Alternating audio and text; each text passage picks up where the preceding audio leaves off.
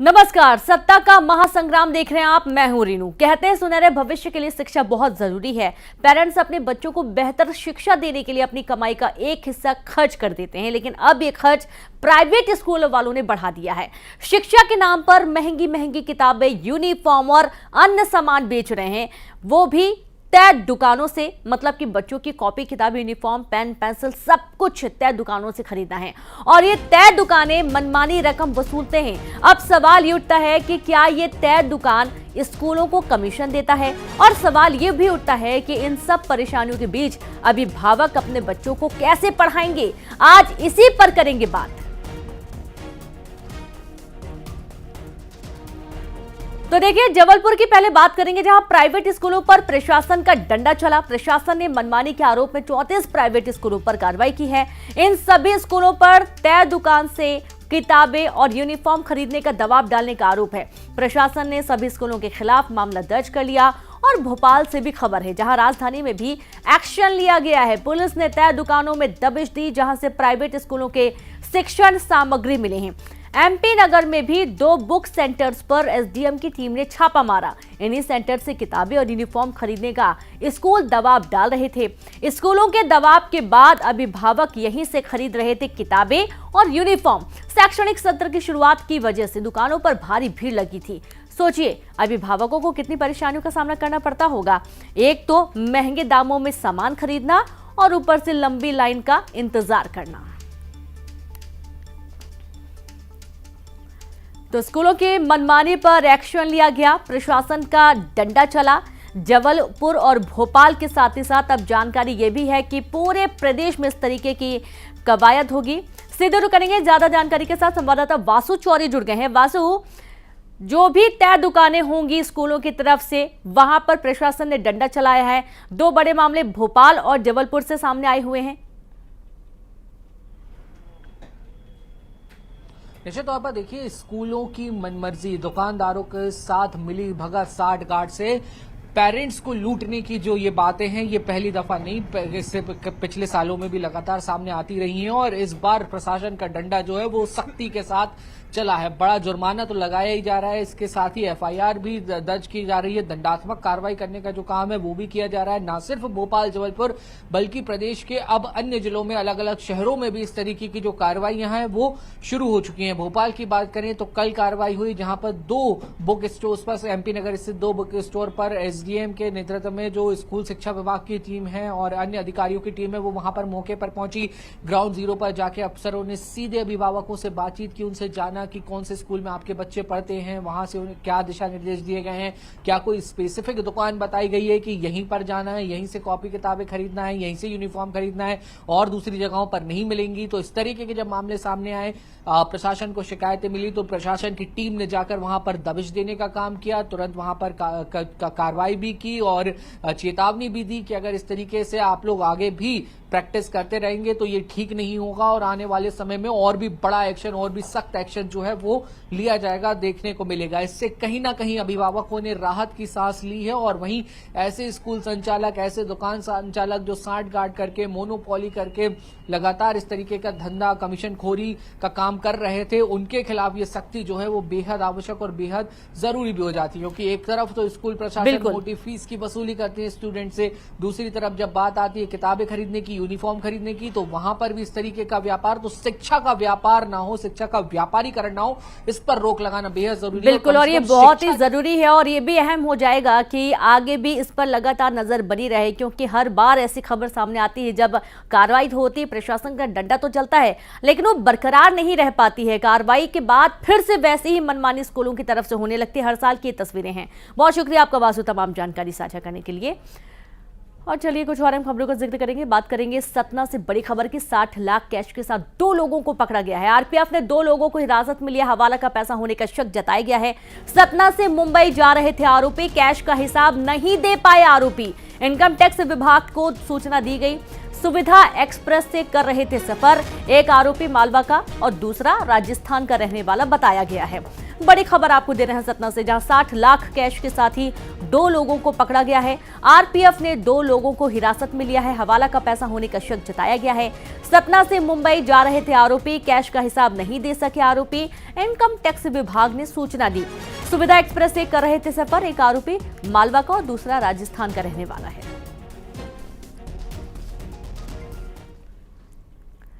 और चलिए कुछ और अहम खबर, जहां छतरपुर से बड़ी खबर का जिक्र। 6 साल की बच्ची के साथ दुष्कर्म की वारदात को अंजाम दिया गया। पहली क्लास में पढ़ती है बच्ची। गांव के दरिंदे ने मासूम के साथ हैवानियत की और अपने भाइयों के साथ खेत में खेल रही थी मासूम बच्ची। आरोपी के खिलाफ पॉक्सो की धाराओं में केस दर्ज कर लिया गया है। महज 6 साल की मासूम बच्ची जिसके साथ इस घिनौनी वारदात को अंजाम दिया गया है। जो मासूम है वो पहली क्लास में पढ़ती है और गाँव के दरिंदे ने मासूम के साथ हैवानियत की वारदात को अंजाम दिया। अपने भाइयों के साथ खेत में खेल रही थी और इसी दौरान उसके साथ इस घिनौनी वारदात को अंजाम दिया गया है। आरोपी के खिलाफ पॉक्सो की धाराओं के तहत केस दर्ज हुआ है। विदिशा में सिविल लाइन थाना पुलिस ने अवैध शराब के साथ एक तस्कर को भी गिरफ्तार कर लिया है। शेरपुरा निवासी आरोपी राज्य कुछ बंदिया के खिलाफ पहले से 19 मामले दर्ज हैं। विदिशा जिला पुलिस ने आरोपी को जिला बदर किया था और इस दौरान उनके खिलाफ लगातार अवैध शराब बेचने की शिकायत मिल रही थी। पुलिस ने आरोपी को अवैध शराब के साथ ही गिरफ्तार किया और कोर्ट में पेश कर जेल भेज दिया गया।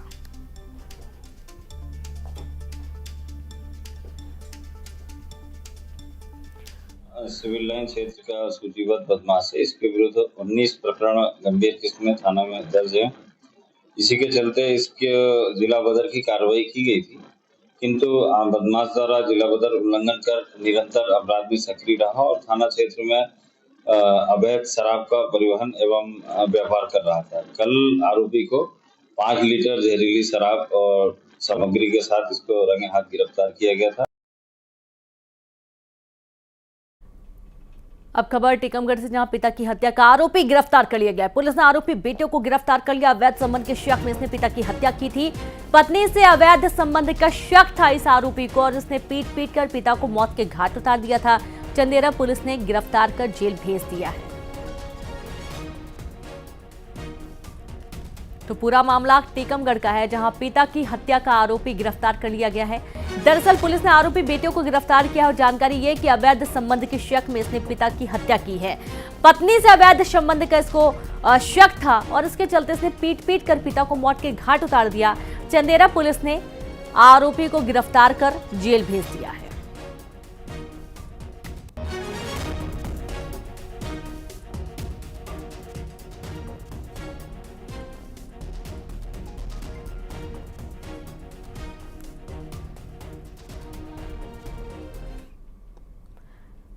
जशपुर में कुएं में गिरा सांड को निकालने के लिए मंगवाया गया क्रेन। 6 घंटे से सांड को निकालने का प्रयास जारी है।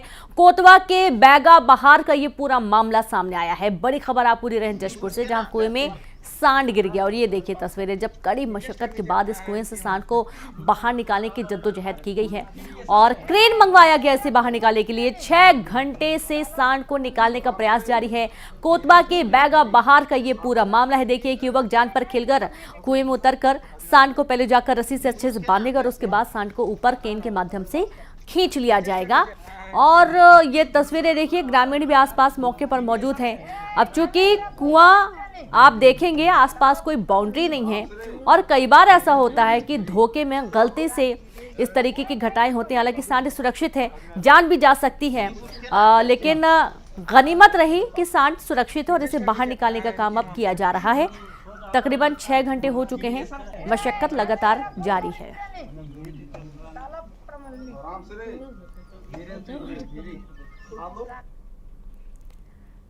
और अब छतरपुर से खबर है, जहां 30,000 का फरार इनामी बदमाश रानू राजा का वीडियो सामने आया है, जिसमें वो अपने ऊपर बसपा नेता महेंद्र गुप्ता की हत्या के लगे आरोप को झूठा बता रहा है। उसने वीडियो जारी कर बसपा नेता महेंद्र गुप्ता पर ही उसके परिवार के लोगों की हत्या का संगीन आरोप लगाया है और साथ ही ये प्रशासन से न्याय की गुहार भी लगा रहा है। बस फंसाती है उनको, तो रिपोर्ट जैसे लोग करेंगे उनको करना पड़ता है। है ना। लेकिन कुछ मैं पुलिस से ये भी कहना चाहता हूँ कि खाली हमारे ही घर वालों को प्रेशर किया जाता है। जब मेरे घर पर गोली चलती है, मेरी माँ के साथ घटना घटती है, तो तब क्यों नहीं कुछ किया जाता। मेरी दुकान में आग लगाई गई, आज तक उसमें कुछ कार्रवाई क्यों नहीं। मेरे घर में चोरी हुई, उसमें उसकी आज तक क्यों नहीं आपने कुछ की। मेरी एक ईशानगर में भी दुकान में एक बार आग लगाई गई थी, उस समय अपने पुलिस ने कोई कार्रवाई नहीं की, क्योंकि मैंने गुप्ता नहीं बचाया था। मेरे गांव में भोपाल सिंह के मर्डर के बाद मेरे गांव में ही मेरी दुकान को आग से जला दिया था। ठीक है, मेरे घर वालों ने पुलिस में जाकर शिकायत की, आज तक उसकी कार्रवाई क्यों नहीं हुई है। खाली कोरबा में दुकानदार के साथ जमकर मारपीट का मामला सामने आया। एक युवक ने दुकानदार से जमकर मारपीट की है। युवक के परिजनों ने भी हमला किया है। पुलिस ने आरोपी युवक को हिरासत में ले लिया है। सोशल मीडिया में वायरल हो रहा है वीडियो। बड़ी खबर आपको दे रहे हैं, कोरबा से दुकानदार के साथ जमकर मारपीट की गई है और एक युवक ने दुकानदार से मारपीट की। युवक के परिजनों ने भी हमला किया। पुलिस ने आरोपी युवक को हिरासत में ले लिया है। सोशल मीडिया में वायरल हो रहा है वीडियो। मारपीट, छोटी सी बात को लेकर विवाद बढ़ गया और मारपीट हो गई। और अब रीवा से बड़ी खबर है, जहां खाना बनाते समय गैस सिलेंडर में भड़की आग, घर छोड़कर भागे लोग। पुलिस जवानों ने हिम्मत दिखाई, जान जोखिम में डालकर सिलेंडर को घर से बाहर निकाला। लाठी डंडे से जलता हुआ सिलेंडर बाहर निकाला गया। घटना का वीडियो आया सामने और ये देखिए किस तरीके से मशक्कत की गई है और सिलेंडर को बाहर निकाला गया। हाल ही में एक बड़ी घटना हुई थी सिंधिया कॉलोनी में और उस दौरान पूरा परिवार इस ब्लास्ट की चपेट में आया था। माता पिता और एक बच्चे की मौत हो गई। 2 बच्चों की हालत नाजुक है, लेकिन आप ये देखिए कि पुलिस की सूझबूझ से ये घटना नहीं हो पाई है। आग जरूर लगी थी, लेकिन अच्छी बात यह है कि इसमें कोई जनहानि नहीं हुई है, कोई इसमें झुलसा नहीं है। और अब बैतूल से बड़ी खबर, जहां पागल कुत्ते ने 12 लोगों को काट लिया। 3 गांव के लोगों को कुत्ते ने बनाया शिकार। 2 घायलों को जिला अस्पताल भर्ती किया गया है। बाकी घायल मुल्ताई और आमला रेफर कर दिए गए हैं। लगभग 12 लोगों को पागल कुत्ते ने काटा। बोरदेही ब्लॉक के खेड़ली बाजार का यह पूरा मामला है। तो कुत्तों का आतंक इन दिनों लगातार प्रदेश के कई इलाकों में देखा जा रहा है। आप देखेंगे ग्वालियर चंबल की तरफ तो कुत्तों की दहशत बनी हुई है। वहीं बैतूल की बात करेंगे, पागल कुत्ते ने 12 लोगों को काट लिया। डॉग बाइट के शिकार हुए और गंभीर घायल भी हॉस्पिटल पहुंचे हैं। और अब श्योपुर से बड़ी खबर है, जहां पर वन विभाग की बड़ी कार्रवाई। भूमाफिया के चंगुल से वन भूमि को मुक्त कराया गया। जेसीबी मशीन चलाकर हटाया गया अतिक्रमण। 40 बीघा जमीन को अतिक्रमण से मुक्त करवाया गया है और उस दौरान की कुछ तस्वीरें आपकी टीवी स्क्रीन पर है, जब श्योपुर में भूमाफियाओं के खिलाफ बड़ा एक्शन लिया गया और यहां पर अतिक्रमण मुक्त कराया गया पूरा इलाका। भूमाफिया 40 बीघा जमीन पर कब्जा किए हुए थे, अतिक्रमण किए हुए थे, जिसे मुक्त करा दिया गया है। बड़ी खबर है, श्योपुर से वन विभाग ने कार्रवाई की है। भूमाफियाओं के चंगुल से वन भूमि को मुक्त कराया गया।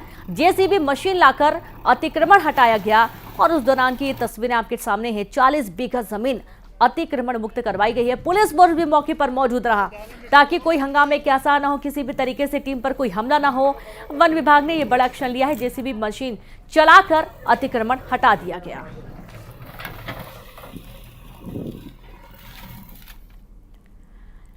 मध्य प्रदेश में दिग्गजों ने दम लगाना शुरू कर दिया है। प्रधानमंत्री मोदी 9 अप्रैल को बालाघाट तो 8 अप्रैल को बस्तर जाएंगे। वहीं पीएम के दौरे से पहले गृह मंत्री अमित शाह कवर्धा में जनसभा को संबोधित करेंगे। अप्रैल के दूसरे हफ्ते में राहुल गांधी और खड़गे भी बस्तर में जनसभा को संबोधित करने वाले हैं। लोकसभा चुनाव के लिए एमपी और छत्तीसगढ़ में दिग्गजों के दौरे शुरू हो चुके हैं। प्रधानमंत्री नरेंद्र मोदी 9 अप्रैल को बालाघाट आ सकते हैं। यहां 19 अप्रैल को वोटिंग होगी। वहीं 8 अप्रैल को पीएम मोदी बस्तर जाएंगे और चुनाव प्रचार का शंखनाद करेंगे। बस्तर में भी 19 अप्रैल को ही वोटिंग होगी। प्रधानमंत्री मोदी के दौरे की तैयारियों में बीजेपी जुट गई है। वहीं 6 अप्रैल को गृह मंत्री अमित शाह कवर्धा पहुंचेंगे। कवर्धा में अमित शाह चुनावी रैली को संबोधित करने वाले हैं। इस रैली के जरिए बीजेपी पूर्व सीएम भूपेश बघेल को घेरने की तैयारी कर रही है। इससे पहले बीजेपी के राष्ट्रीय अध्यक्ष जेपी नड्डा 2 दिन के दौरे पर एमपी पहुंचे। पहले दिन जेपी नड्डा ने जबलपुर में प्रबुद्ध जनों की सभा को संबोधित किया। दूसरे दिन नड्डा उज्जैन पहुंचे और बाबा महाकाल का आशीर्वाद लिया। इसके बाद नड्डा ने इंदौर में क्लस्टर्स की कोर कमेटी की बैठक ली। साथ ही छिंदवाड़ा, बालाघाट, जबलपुर, मंडला सीट पर फीडबैक लिया। नड्डा ने जनसभा को संबोधित किया और कांग्रेस पर ताबड़तोड़ निशाना साधा। एक तरफ विकास है, एक तरफ मोदी जी के नेतृत्व में भ्रष्टाचारियों पर आघात है, एक तरफ देश आगे बढ़ने के लिए तैयार हो रहा है, एक तरफ ये इंडिया अलायंस परिवार को बचाने के लिए लगा। उधर केंद्रीय मंत्री स्मृति ईरानी पन्ना पहुंची, बीजेपी के प्रदेश अध्यक्ष वीडी शर्मा का नॉमिनेशन कराया। इस दौरान मंत्री प्रहलाद पटेल मौजूद रहे। साथ ही पन्ना में जनसभा को भी संबोधित किया गया। स्मृति ईरानी के निशाने पर कांग्रेस रही। साथ ही केंद्रीय मंत्री ने बीजेपी की जीत का दावा भी यहां पर किया।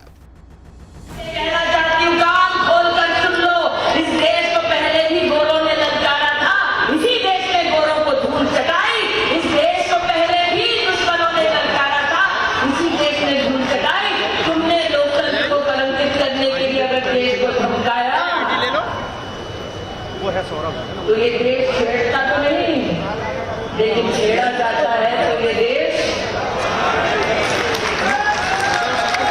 इसके नम्रता के भाव के साथ कार्य करता जाए। वहीं पर्चा दाखिल करने के बाद प्रत्याशी वीडी शर्मा ने भी जीत का दावा किया।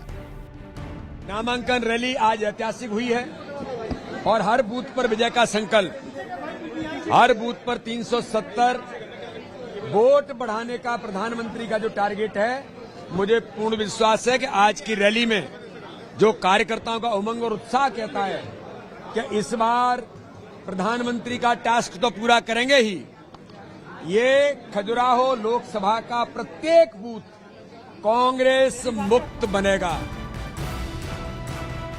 पहले चरण की वोटिंग को लेकर कांग्रेस के दिग्गज भी मैदान में उतरने वाले हैं। राहुल और मल्लिकार्जुन खड़गे अप्रैल के दूसरे हफ्ते में बस्तर में सभा को संबोधित करेंगे, जबकि प्रियंका गांधी का भी छत्तीसगढ़ का दौरा प्रस्तावित है।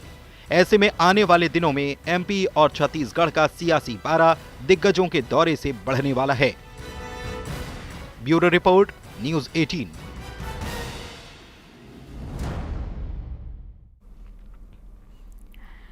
आधी आबादी जो जीत का ताज पहना दे या फिर खेल ही बिगाड़ दे। विधानसभा चुनाव में आधी आबादी ने सारे सियासी समीकरण बदल दिए थे। लोकसभा चुनाव के पहले चरण में 2 लोकसभा सीट ऐसी हैं जहां महिला वोटर हैं।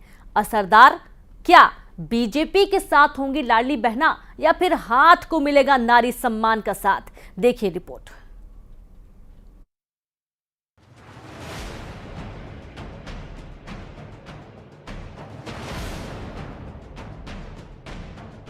पहले चरण का सियासी रण। बालाघाट में आधी आबादी निर्णायक, मंडला में महिला वोटर असरदार।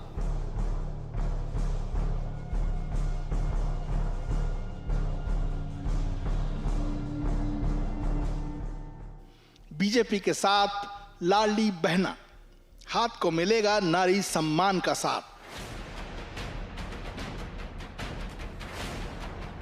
विधानसभा चुनाव में आधी आबादी का साथ कमल को मिला और बीजेपी ने प्रचंड जीत हासिल की। माना जा रहा है कि महिला मतदाताओं ने सारे सियासी समीकरण फेल कर दिए थे। इस बार लोकसभा चुनाव में भी आधी आबादी पर पार्टियों की नजर है, खासकर बालाघाट और मंडला लोकसभा सीट पर।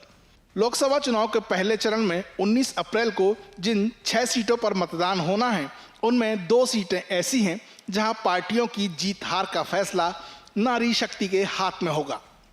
इसे ऐसे समझिए, पिछले चुनाव में मंडला और बालाघाट में महिला वोटर की तुलना में पुरुष मतदाता ज्यादा थे, लेकिन इस बार डेमोग्राफी बदल चुकी है। मंडला में पुरुष वोटर जहां 10,48,096 हैं, वहीं महिला मतदाताओं का आंकड़ा 10,48,930 है। मंडला सीट पर 10 साल बाद आमने सामने हैं केंद्रीय मंत्री फग्गन सिंह कुलस्ते और कांग्रेस के ओमकार मरकाम। विधानसभा चुनाव हार चुके फग्गन सिंह पर बीजेपी ने एक बार फिर भरोसा जताया है। वहीं मरकाम भी 3 बार के विधायक और बड़ा आदिवासी चेहरा है। अब बात करते हैं बालाघाट के सियासी दंगल की। बीजेपी ने पूर्व सांसद ढाल सिंह बिसेन का टिकट काटकर महिला कैंडिडेट पर दांव लगाया। यहां भारती पारधी, जो बीजेपी पार्षद थी, उन्हें सीधे लोकसभा के चुनावी मैदान में उतार दिया गया है। वजह बालाघाट में महिला वोटरों की संख्या अधिक होना। बालाघाट में पुरुष मतदाता 9,29,434 और महिला वोटर 9,41,881 हैं। बालाघाट में कांग्रेस ने सम्राट सरस्वार को उम्मीदवार बनाया है। वहीं बीएसपी से लोकप्रिय नेता कंकर मुंजारे चुनावी मैदान में ताल ठोक रहे हैं, जिससे बालाघाट का चुनावी मुकाबला दिलचस्प हो गया है। महिला वोटर की संख्या को देखते हुए सभी पार्टियां महिला वोटर्स को ज्यादा से ज्यादा बूथ पर लाने की कोशिश में जुटी हैं। सवाल यह है कि महिलाओं के लिए बनाई गई स्कीम क्या वोट में कैश हो पाएगी? आधी आबादी के दिल में कौन है, इसका फैसला 4 जून को होगा। Bureau report, news 18, Madhya Pradesh, Chhattisgarh.